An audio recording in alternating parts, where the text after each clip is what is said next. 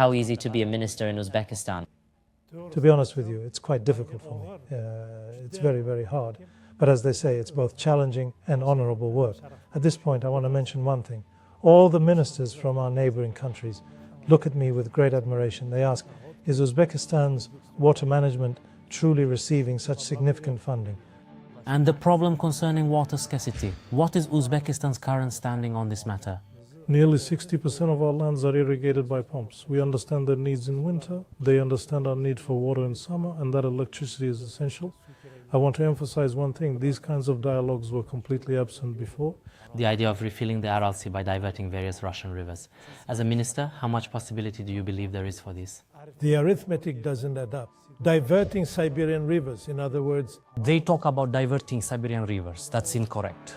So you're attributing today's Aral Sea tragedy primarily to ecological factors? Can ecological reasons alone truly lead to the complete drying up of an entire sea? What did Uzbekistan and Afghanistan agree on?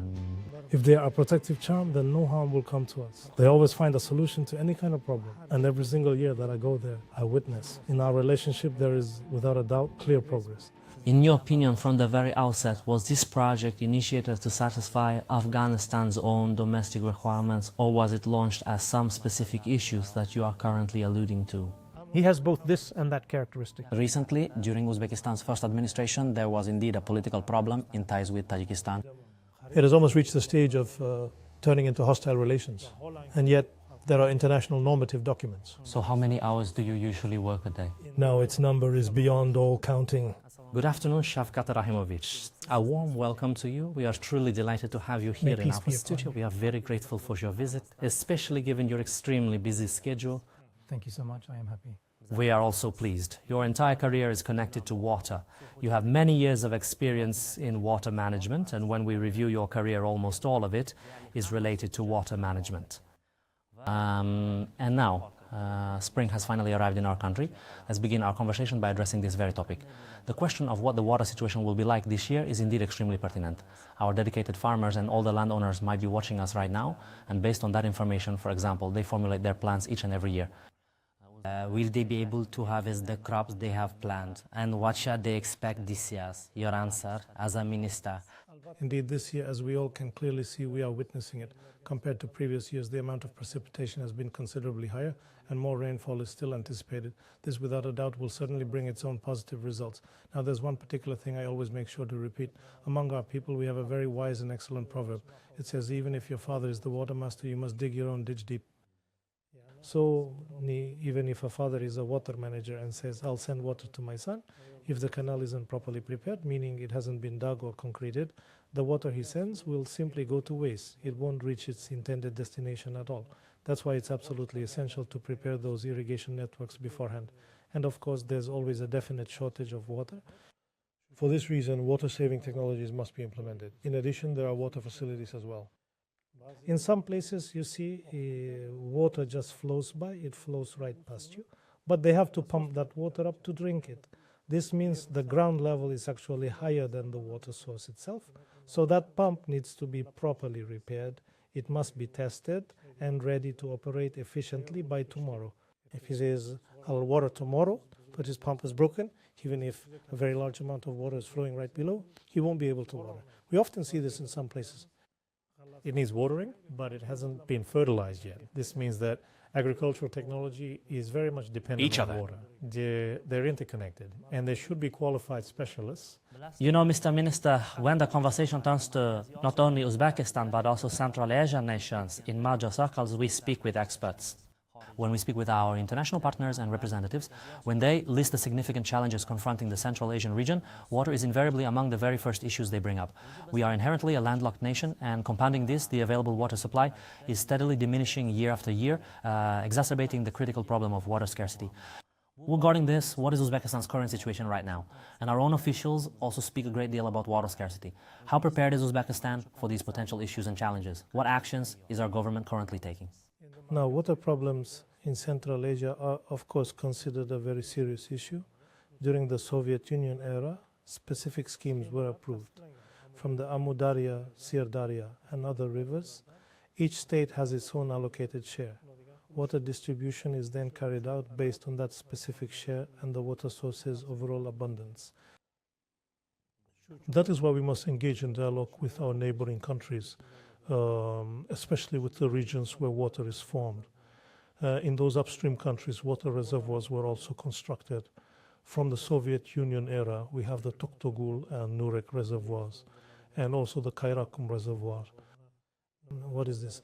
Kazakhstan has the Shardara water reservoir. Here we have our Charvak water reservoir, our Tuyamyun water reservoir. All of these provide water not just to a single country, but to several nations, some to 3 or 4, and some to 2. The question of when and how much of this water is taken is a very important issue. If those bilateral or multilateral agreements are not put into effect, then of course there will be problems with water. Let me provide an example. The Toktogul reservoir holds 19.5 billion cubic meters. Currently, its total volume stands at 7 billion cubic meters. This means that during the winter months, it utilizes those stored reserves, releasing water specifically for the purpose of generating electricity. Indeed, there was simply no other viable alternative available. However, to ensure that not too much water was discharged and to prevent a scenario where absolutely no water would remain for the future, throughout this entire autumn and winter period, both Uzbekistan and Kazakhstan consistently provided them with electrical energy. By meeting their electricity demand, they also emerged from winter healthy and safe. Now in summer, we will receive that same amount of water, which means we'll get electricity. With that, water will come. After water is released from Toktogul, all regions of the Fergana Valley will receive water. From there, partially Kyrgyzstan and Tajikistan will also receive water. Subsequently, 100% of the Syodara's waters enter the territory of Tajikistan. They flow into the Suvok region, where the Kayrakum reservoir is located. At present, they call it Baritojik. From this Kayrakum reservoir, there is also a hydroelectric power station. We share water with Kazakhstan. There too, it uses a portion of this incoming water and releases another portion. That is this reservoir, which collected about 3.5 billion cubic meters of water, uses it down to 1.5 billion cubic meters by the time autumn arrives. At what exact time? How many cubic meters per second we will release into this reservoir and how much we will take out? There will be continuous communication. I want to emphasize one thing. Such communication was absent before. Now we are sitting around one table. We are expressing our thoughts to one another. We are solving some of their specific problems, and they are assisting us with certain issues. We understand their needs in winter, like the necessity for electricity, and they in turn understand our crucial need for water during the summer months. But we will make a concerted effort to find solutions for those particular problems that we are facing together. To UNESCO, in conditions of water scarcity, the most essential thing we need is to conserve water. Now, this is something demanded by the state NASA and also by individuals themselves in today's world. I didn't bring up water scarcity at the very beginning of our conversation for no reason. Even people themselves will gradually start to feel this as the years go by. From the perspective of water saving, what specific measures are currently in place in Uzbekistan today to ensure this? Because not everyone will simply act on a general call or an appeal to save water. And rational water use in agriculture, what is the ministry doing about this? In our republic, we consume more than 50 billion cubic meters of water. Of that, over 90% is utilized in the agricultural sector. The crucial task before us now is to significantly increase the efficiency of these very waters that are used in agriculture. So, first and foremost, using this very water, we must achieve greater yields and significantly higher profits. Secondly, we need to substantially decrease its proportion within the total share. We are currently operating between 90 and 92%. We absolutely need to bring this figure down to at least 80–85%. Only then will we truly achieve our goal. For this to happen, first of all, a significant amount of water is lost within the irrigation networks. That is in their flows, in our canals, many of them. You stated in one of your appearances that almost 50% would be lost. 40% used to be lost. We are reducing this by 1 or 2% every single year. Currently, about 30 to 33% is being lost. What is this disappearance happening for now? So, for example, let's say that 10 or even 100 kilometers of water is flowing. As it flows, this water gradually seeps into the ground. This is what we call filtration. A portion of it is absorbed by the ground. Then the air temperature reaches 40–50 degrees. Another portion of it evaporates into the air. That's why we are addressing this filtration issue by applying concrete. We also lay a protective film beneath it because water can partially seep through concrete. Then we'll concrete the surface, create a proper covering, and there are various other techniques we can employ. We'll implement these strategies to combat that filtration. By applying these anti-filtration measures, we will significantly reduce water losses. In some places, there are very steep slopes. Water comes with high pressure. In those areas, even pipe systems are installed. This means not only filtration, but also evaporation or vaporization, as we call it, is prevented because 3 to 5% of water is lost through evaporation. But of course, this represents a very substantial expenditure. Now, the necessary calculations will be thoroughly carried out. We need to determine if we make such a significant investment and manage to conserve this much water, will it then, in the long run, truly offset these initial expenditures for us? Will there be a tangible effect, a real measurable benefit, or not? And we are observing that indeed there will be a positive outcome. Approximately 60% of our land is irrigated using pumps. If we look at 2017, 8,300,000,000 kilowatt hours of electricity were consumed for these very pumps. As of now, this figure has decreased to 6.5 billion. 1.8 billion kilowatt hours of electricity are saved each year. We will soon reduce that from 6 to 3 billion, meaning 2 billion kilowatt hours of electricity will be saved annually.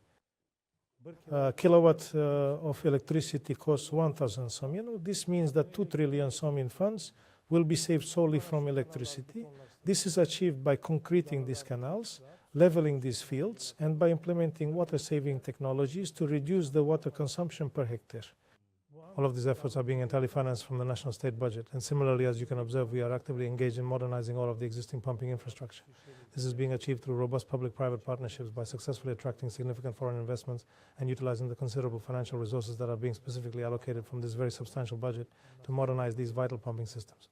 Before our discussion with you, we also spoke with several experts on irrigation and water issues. We had a mutual talk about which specific topics we could bring up. Their opinion, or more accurately, one of their key points was regarding this concrete lining that you just mentioned. So to prevent these waters from being lost, to reduce their amount, there's a proposal being made. Instead of concreting and spending that budget money on it, wouldn't it be more effective to deliver these waters through plastic pipes? What are your thoughts on this?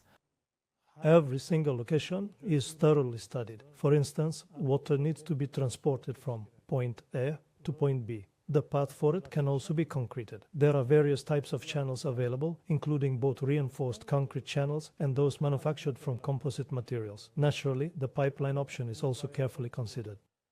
When it comes to pipes, there are also a great many different variants available. These can be constructed from various materials such as metal, ceramic, or even plastic. Let's consider this. If the slope, that is to say, its gradient or inclination, is quite high, then there will naturally be a considerable amount of pressure. The necessary calculations are then performed, taking into account its precise diameter. So what exactly should its overall thickness be? Is the plastic thinner or thicker? If it's thicker, it will be more expensive and it will also be more durable. Or in certain areas where there are steep gradients and high pressures, we are now installing small hydroelectric power plants.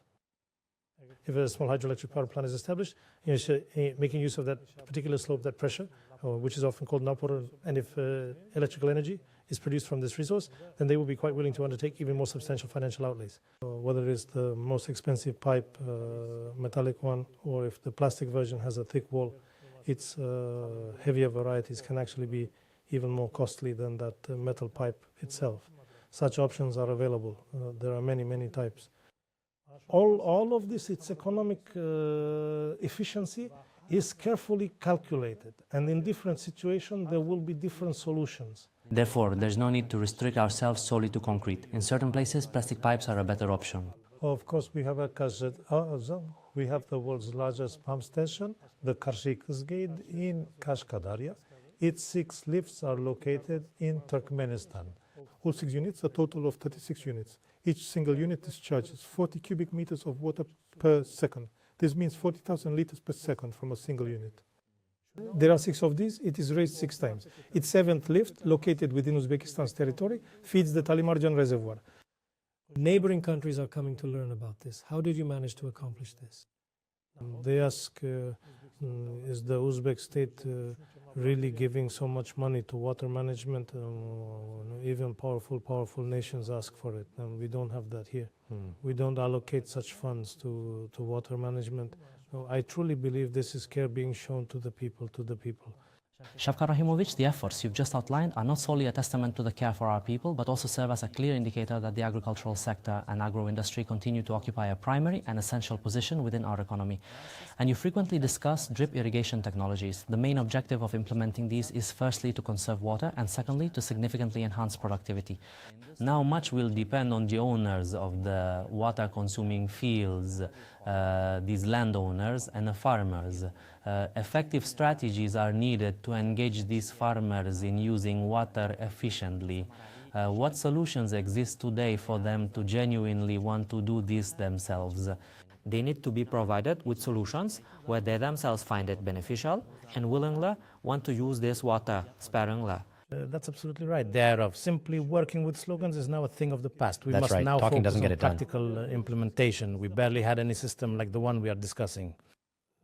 We had non-governmental, non-profit organizations, water consumer and water user associations. Those kinds existed. Some paid them funds, others didn't. Their financial state was dire. There were no qualified specialists, and no system existed below. Our esteemed president established this very system for us with his decree number 5, issued on January 5th, 2024. These water supply services are state-run institutions. They are present in all districts that are engaged in agricultural activities. 40% of the tax revenue collected from this water is allocated to these institutions, and in return, they provide their services freely and without charge to the local communities. They say, this is no longer my ditch, it's the farmer's ditch, an internal farm ditch. You must look after it yourself. Instead of making excuses about internal farm pumps, they go to that farmer, stand right by his side, approach him with his own concerns and say, come, good farmer, let's go and inspect your land. If we inspect your land, if we check it with a laser, the government provides this kind of support. It won't be expensive for you. We'll secure preferential loans and organize various other things. Then, after planting the crop, he watches it during other activities. Should it be irrigated by sprinkling or by drip irrigation? What other services are needed for it? Or perhaps they see that water delivery is difficult, its ditch isn't well cleaned, or there are many consumers along the way, and so on. There are various difficulties. They work together to find a solution for this. This water delivery service is our system that connects the farmer to us down below. Our Republican and regional organizations operating within the ministry consistently engage with them. If the service provided at the local level is inadequate, if their expertise is insufficient, or if they require support from the Republic or the region, we offer practical assistance. This approach is proving to be highly effective. I myself also spend a significant portion of my time working in the fields down below. It is what it And is. that's when I truly feel happy. This actual work of yours is inherently tied to concrete facts and figures. Earlier, we extensively discussed the topic of cooperation and dialogue in Central Asia. Let's now proceed to continue our conversation regarding that very subject. Rostam, Nenmento, Ilesafam, countries have grown quite accustomed to gathering around the table today to resolve diverse issues and to exchange their views. There are many different projects today. Central Asia has many topics on which to collaborate today. Let's begin with the Aral Sea. In this regard, the Central Asian states have collectively reached an agreement on the rational distribution of water resources within the context of the Aral Sea tragedy. What is the current state of affairs regarding this? And if you have been following our discussions, a new proposal has recently emerged. We have also discussed this proposal with experts from the water sector, the idea of refilling the Aral Sea using various Russian rivers. As a minister, how possible do you think this is? The Aral Sea tragedy is a truly immense and devastating catastrophe. It has a profound and lasting impact. This is the result of today's wrong water policy. Now, it's also necessary to take a look at nature. I will demonstrate this to you with many calculations. When the Aral Sea existed, there were 1,080,000,000,000 cubic meters of water here. That's 1.080 cubic kilometers. Now, for us to imagine, is this a lot or a little? Now, for example, if you compare it to Shavak, that's 2 billion cubic meters. The other one was 1,080,000,000,000 cubic meters. It was 500 times more than the Shavak reservoir. In fact, it was even a little more than 500 times that amount.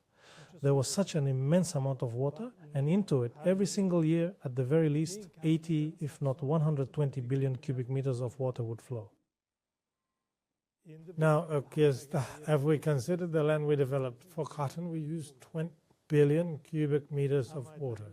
Everyone says that cotton fields were opened and the Aral Sea dried up. What caused it? The arithmetic doesn't quite add up. The water in the rivers has already decreased. So why has it decreased? Because the glaciers have significantly receded, the natural patterns of snow and rainfall have shifted. Now, you're still quite young, so you probably don't remember much of it. You must have heard stories from your parents or grandparents, but back when we were children, we would often play ice hockey right out on the streets. There used to be such an abundance of snow falling then. Snow used to fall meters deep, but those snows, they are no longer here. It's not as if the snow stopped falling simply because we were farming cotton, is it? I used to like the rains, especially when they poured down in buckets. So you attribute today's Aral Sea tragedy more to ecological causes? Yes, that's exactly right. Yes, that's exactly right. This Aral Sea, it has now disappeared for the third time. It had already vanished 2 times before this. Can ecological reasons cause a sea, like the Aral, to dry up? Of course, of course. Now, our farming and other related work, I'd estimate, contributed about 20%, not more than 20-25%. The amount of water we used for farming, the land we cultivated, that's a different matter. But if they don't do that, how will these people make a living? If they don't cultivate their own land, if they don't engage in farming, if there's no water for drinking, if there is no water for bathing. Unless we are good in the surroundings. In those years, our population hadn't even reached 10 million. Now, God willing, we will soon be 40 million. All these people also consume water. These people also have livestock, poultry, Such and economic more. needs. Their food and everything else needs water too. Therefore, this is primarily an ecological disaster. Now, considering our own situation, to improve this situation by the most effective means, our esteemed president is continuously putting forward excellent initiatives. Here we have the Green Space Project, a general nationwide initiative. These are initiatives focused on preserving our trees and natural environment. This is truly a very substantial undertaking. For instance, in the mountains, each and every tree collects a full bucket of water at its roots whenever it snows or rains. Consequently, if we have 1 million large fir trees, 1 million buckets of water will be collected. We were just discussing the Aral Sea with you. In school and at university, our teachers would always tell us the idea that after a certain period, nature can restore itself, but it requires a very long time. How much do you agree with this perspective? And my previous question, which I mentioned earlier, again, what kind of projects are currently underway today? Now, there are places where nature has recovered and places that have restored it. There are many such examples. There are also places that once disappeared, but then water returned and nature restored them. There are also places that people have reclaimed. Here in Uzbekistan, we call them lands taken out of circulation. Karalim. So the pump costs became very high, making it too expensive to operate, and the land went out of use because the pump couldn't irrigate it properly, or when residential buildings were constructed somewhere, they destroyed the irrigation networks that supplied this area, and water stopped reaching this land. As a result, these lands became unusable. Either they completely blocked off that drainage system, constructing buildings or various other structures directly on top of it, and consequently, the entire drainage mechanism ceased to operate, causing the land to become thoroughly waterlogged, transform into a swamp, and ultimately be taken out of productive use. All those lands, for example, up to over 300,000 hectares. When our esteemed president gave us this task so firmly, we worked diligently, and more than half of it was brought into circulation. These efforts are still continuing now. If our approach to the land, to these irrigation networks and to the water drainage systems is incorrect, then this entire process will only deteriorate further. If we correct these mistakes and implement these tasks with scientifically backed, highly experienced experts, then everything will fall into its proper place. You mentioned the Aral Sea issue. There are various proposals coming regarding its replenishment. Some people say we will take water from the air and bring it here. Others say we will bring it from the Siberian rivers. There are also many different incorrect ideas being spread. Some people talk about diverting the Siberian rivers. That is what they call the reversal of Siberian rivers. This is wrong. Even back then, its name in Russian was the diversion of part of the flow of Siberian rivers. This means bringing a portion of those Siberian rivers, a portion being up to 5 to 7% of their total volume, Make a directional change. Their course. These Siberian rivers flow towards the Arctic Ocean, just like our Amu Darya and Sir Darya flow from south to north. These rivers flow and they're a bit warmer, melting the ice. This has a huge negative impact on Russia, turning vast areas into swamps. This process is still ongoing. Therefore, this is also beneficial for Russia. If we take some of its water, it will be beneficial. The melting of the Arctic Ocean will decrease, its own damage will lessen, its swamps will diminish, and water will flow to areas where it's needed. Kazakhstan needs it very much too.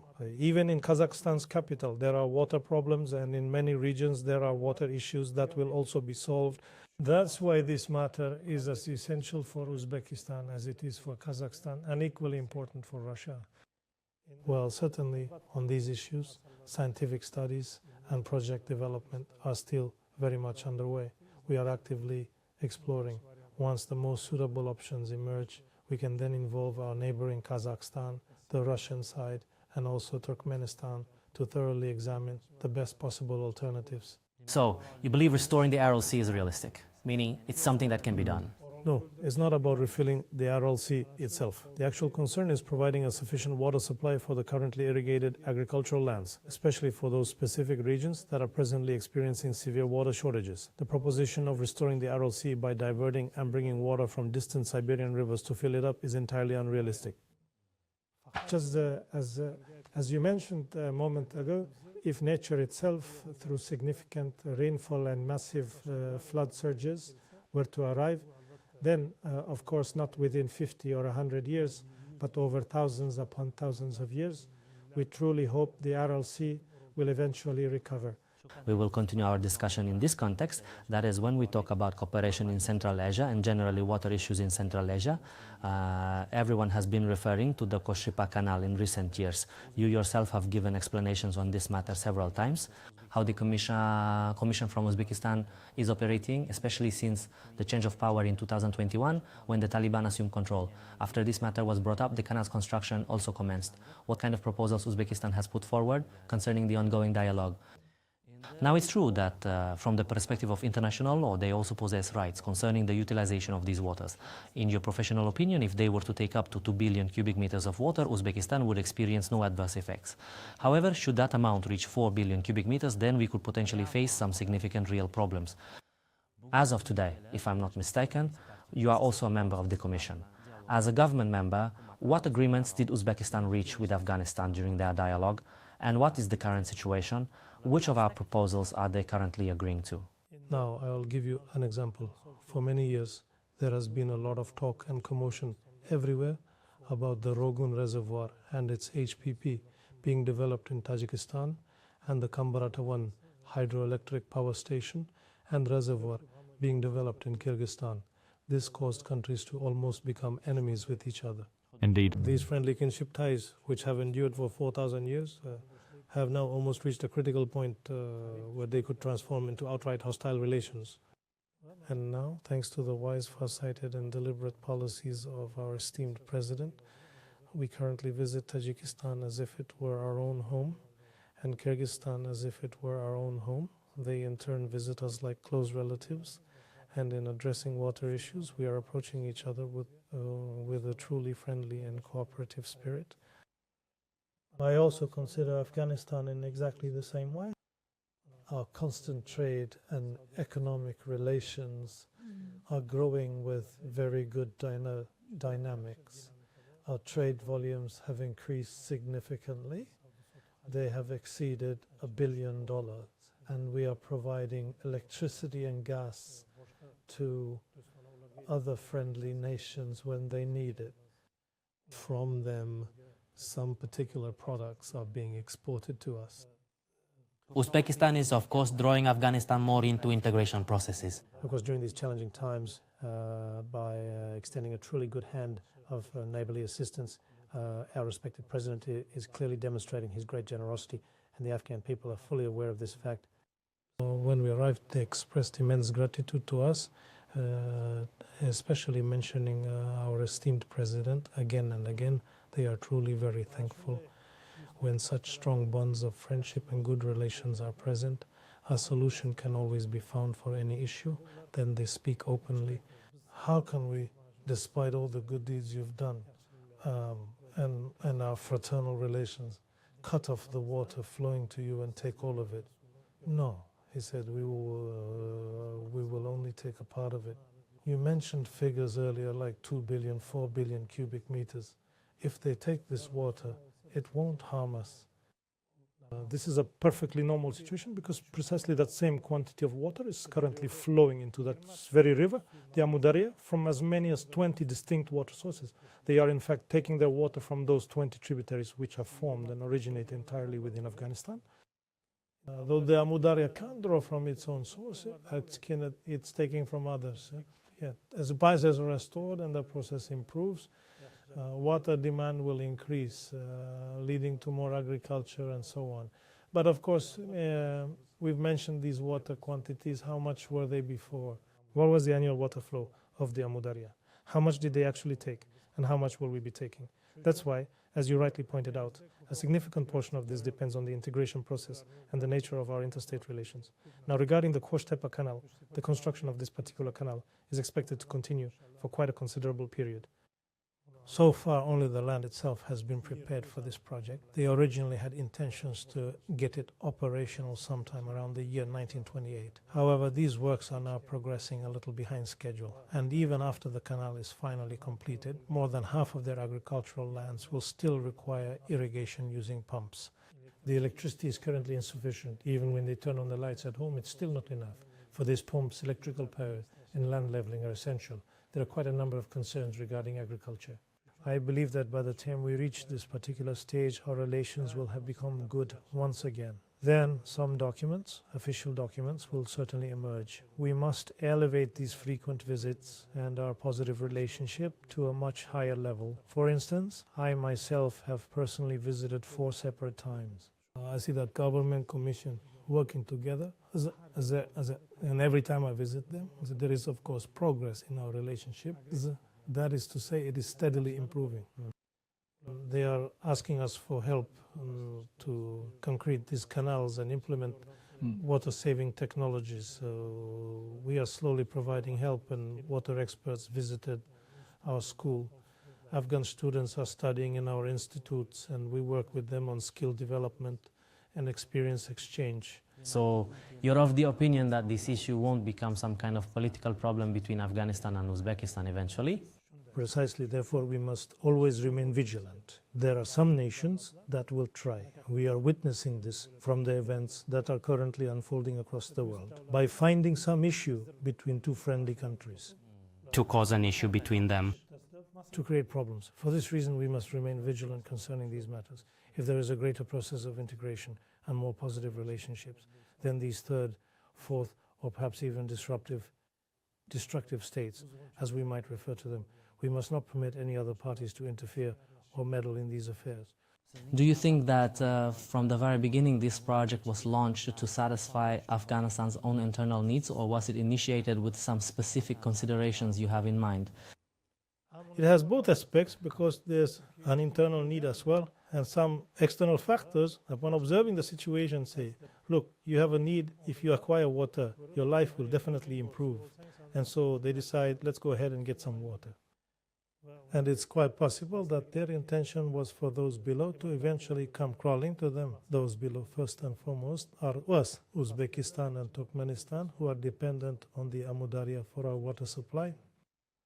Similarly, if Kyrgyzstan or Tajikistan were to adopt such a position, then we could potentially face significant water problems. However, there are international regulatory documents that clearly specify how much of that water belongs to us and how much belongs to them.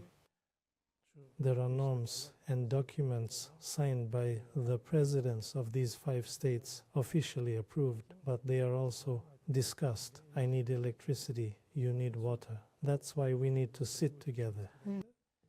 How can we arrange this so that it receives electricity and we in turn get our water supply? We must find precisely these kinds of solutions. Our highly respected president is guiding us towards this very approach. They are telling us you should also listen to him. Let's consider what exactly is it that he desires. Just as you mentioned, he too has his own significant concerns. He also wants to engage in farming. He also needs to eat and survive. There's a large population residing there and so on. That's why if any kind of work is mutually beneficial, it will certainly find a solution. If one side tries to pull everything towards itself, then fine, it's possible. This year, one side will pull everything towards itself and ultimately win. Next year, the person who lost will speak up. They'll say, last year you treated me so badly. They'll say, you got rich at my expense, you lived a good life, and I struggled. We need to think about tomorrow as well. And in all such matters, if we proceed with mutually beneficial interests, not just bilaterally, but also if a third party is involved by considering their interests, then we will achieve a very positive outcome. You stated that a government commission went to Afghanistan on 4 separate occasions. And what kind of promises did the highest ranking officials there make to you? And beyond that, let's consider it from a conspiratorial perspective, assuming they exploited the situation the most. If we talk about the worst possible impact, how will it affect us? Now, the same amount of water doesn't always flow in a river. For instance, when there's a lot of snow and heavy rain, the river swells and overflows. For example, the Amu Darya has had 6,000 billion cubic meters of water flow in a single year. There were also years when more than 100 billion flowed. The Amu Darya's water volume in a single year, for instance, if we recall, 2000, 2001, 2007, 2008, 2011. I remember 5 years ago, there was a severe drought, and it wasn't because Afghanistan didn't receive water or Tajikistan filled some reservoir and cut off the supply. But in Khorazm and Karakalpakstan, even drinking water became a problem, let alone him watering his cotton fields. Of course, Sukhsundario, Kashkadario and Buxor also struggled. They were in the upper middle section, but the lower part suffered greatly. Those were the years of drought, years of great suffering and hardship. And precisely in such difficult times, even if someone takes just 2 buckets of water, its impact is truly felt and noticed. It really works. It truly affects. I recall years when water overflowing and rushing even flooded from Tahiatosh and reached Moinak. Such an event occurred in 2010. Even the Aral Sea accumulated over a meter of water during that one flow. But the next year, 2010, there was a drought and the water was gone again. When there's an abundance of water, if 4 or 6 billion cubic meters of it are taken, it won't be noticed. But when water is in short supply, if even 1 billion is taken, it will be quite noticeable. We need to agree on this. How much will it take when it's scarce and how much when there's plenty? And if it takes too little, if it struggles, what do we do? So take 1 billion cubic meters of water, not 4 billion. But we know that then you won't be able to plant potatoes, carrots or onions there or do anything else. There will be some kind of damage or loss. We will share in your burden. That's the kind of discussion we need to have. For example, in autumn and winter, we will provide electricity and gas to Kyrgyzstan or Tajikistan. It's quite challenging because that's the current situation. And we are now receiving the water that was agreed upon in the summer. This is a very large mechanism that is currently operating. This particular mechanism did not exist before. This is a matter of diplomacy. It's diplomacy. Secondly, this represents a substantial economic expenditure. Every single detail of this will be thoroughly calculated. This is only thanks to the diligent efforts and wise policies of our esteemed president that we are gathered around this table, and this issue is being resolved within the framework of the Intergovernmental Commission under the leadership of the Honorable Prime Minister Abdulaniev Matish. Furthermore, we also have our bilateral working groups. These are mainly bilateral with Turkmenistan, Kazakhstan, Kyrgyzstan and Tajikistan. We have a large commission led by our esteemed presidential advisor, Ganiev Shuhrat Shonmadaminovich. At least twice a year we meet with them, and we are actively working to resolve various issues, All of this is an opportunity that our esteemed president has graciously provided for us. You mentioned Rogun HPP earlier. Actually, it wasn't among my questions, but we are aware of the Rogun HPP in recent history. During the first administration of Uzbekistan, it was truly a significant political issue in relations with Tajikistan. The Uzbek side did not support it, primarily due to security concerns. The Tajik side, however, provided assurances, stating that we will indeed build it at its proper pace. During the second administration, Central Asia was placed as the top priority in our foreign policy. And during the president's visit, it was stated that Uzbekistan places its trust in Tajikistan. And we heard directly from the president of Tajikistan that his country would never leave Uzbekistan's friends without water. However, recently, our attention has been drawn to various other reports. Different ecologists and activists concerned with water issues have even gone so far as to write letters to the United Nations.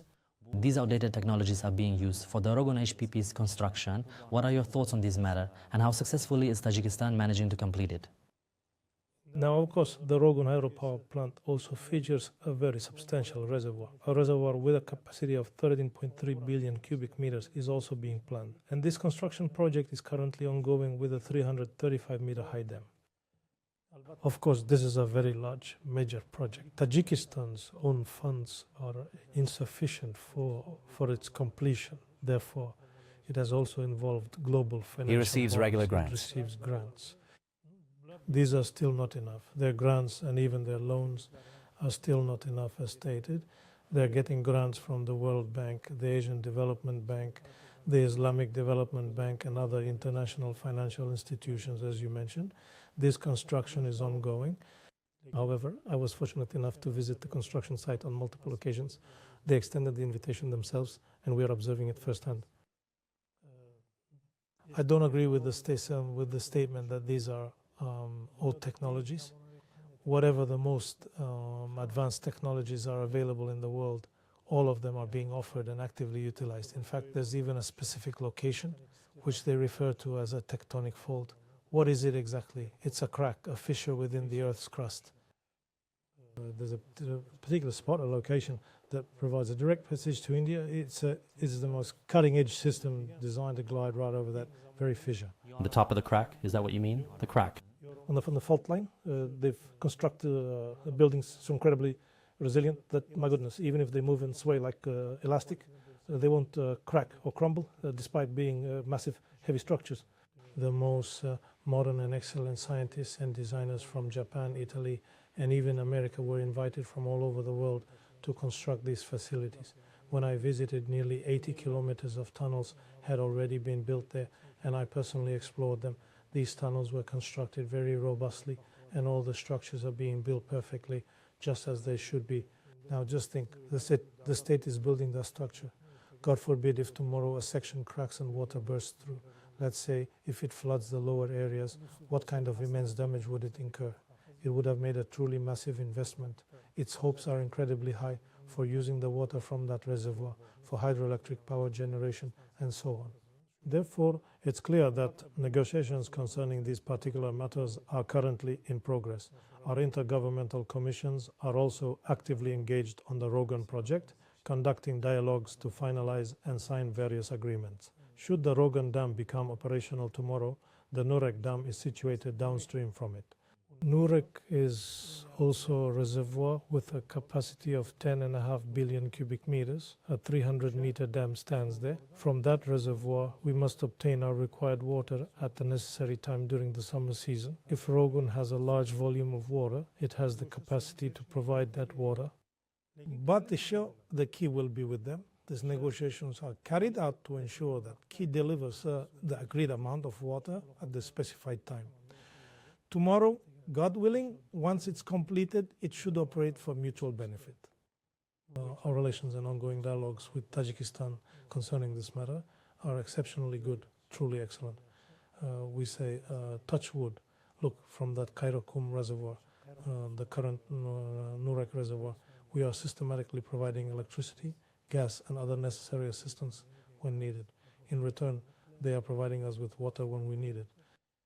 This has been proving very positive in water management, especially considering the amount of water we've been receiving in recent years. Shavkat Rahimonovich, it's not every day that we get to speak with Uzbekistan's ministers. I know your schedule is extremely busy.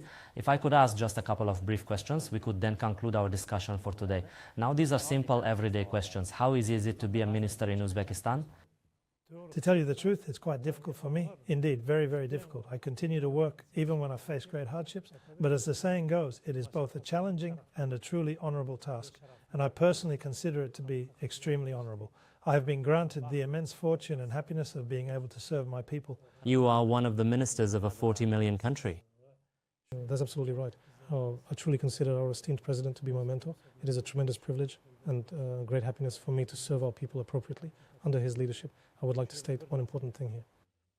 All ministers from neighboring countries look at me with such great admiration. I said, no, knock on wood. He replied, they look with admiration, he says, because you have such opportunities. This is what he says. Everyone is looking on with admiration because real work is being accomplished and it's showing significant results in Uzbekistan. So how many hours do you work a day? There's no limit to it now, no limit at all. When the time comes, I'll tell you without any exaggeration. I've had periods where I worked 48 hours straight without any sleep within 2 days, but whenever possible, we do take a little bit of rest. This, of course, is for those who claim they can work another 24 hours. Human factor. There is a human factor involved. Now, every single day, the situation will be different. When it's necessary, we won't sleep for 2 full days. But when we get the chance, we'll sleep for 7 or 8 hours. There will always be many different kinds of situations. We must make effective use of the opportunities we are given. Based on your field, what real problem do you see that you need to escalate to the top, meaning the president? In such a situation, what approach do you take and how much are you listened to? This is something I always say. I have never in my life encountered a leader who listens as carefully as our respected president does, even to a simple specialist. He truly listens. I learned this from him, and I always try to apply this principle myself. When I visit, I also listen to the farmer watering the field with a simple hoe. When I listen, such intelligent, good ideas emerge. I learn things professors who haven't been to an institute haven't taught. Simple farmers watering with a hoe. And besides, in our system, we have many design institutes, scientific research institutes, and scientists on the ground. Well, today we're having another meeting with those scientists and young people. They always come up with so many intelligent ideas. That's why we must listen to them. That's why I truly admire our esteemed president. I consider him a mentor, and he always listens. Not just to the minister, but even if an ordinary specialist working in the ministry offers a good idea, he listens very carefully. Of course, I read many, many books by our great ancestor, Amir Temur. He says that counsel is a form of mercy. He listened to all ministers, all leaders. He heard everyone's opinion. Even though he was strict and demanding, he still listened carefully. Then he himself made the final decision, the ultimate conclusion. Of course, making that final decision is the prerogative of our esteemed president, and it is our responsibility. It's up to you to offer. We will make an offer, certainly. We would like to express our gratitude to Shavkat Rahimonovich for his answers today. We wish you success in your future endeavors and hope to meet again in upcoming discussions. God willing, I truly stay appreciate healthy and it. safe. Take care.